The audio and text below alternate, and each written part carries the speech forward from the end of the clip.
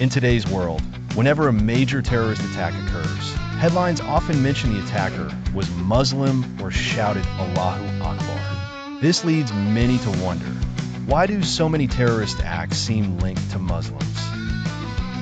Does Islam truly promote terrorism? Or is there a deeper reality behind this perception?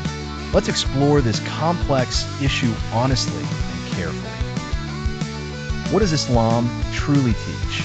The word Islam comes from salam, meaning peace. It is a religion devoted to submission to God and walking the path of humanity and compassion. The Quran clearly states, whoever kills a single innocent life, it is as if they have killed all of humanity. Quran 5:32. Prophet Muhammad, PBUH, emphasized forgiveness, patience, and mercy throughout his life. A true Muslim is one from whom others feel safe and secure. Then why are Muslims often linked to terrorism? Political instability countries like Afghanistan, Iraq, Syria, Yemen, and Palestine have suffered decades of war and foreign interference. Weak governments, lack of education, and limited opportunities have created fertile ground for extremist groups. Western intervention, foreign invasions, and interventions, such as the US-led invasion of Iraq and Afghanistan, have fueled anger and resentment among local populations, making terrorism a desperate form of resistance for some. How do terrorists misuse Islam? Groups like Al-Qaeda, ISIS, and the Taliban manipulate religious texts, taking Quranic verses out of context and twisting their meanings. They claim jihad means killing infidels. Martyrs will receive 72 virgins in paradise.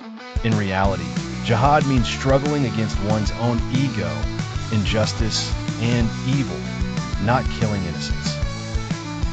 Brainwashing and emotional manipulation in terrorism, a key reason why many vulnerable individuals join terrorist groups, is brainwashing, a psychological process where people are manipulated to adopt extremist beliefs against their own initial thinking. Terrorist organizations target poor, angry, or confused youth by repeatedly feeding them false ideas, such as, "You are alone in this world.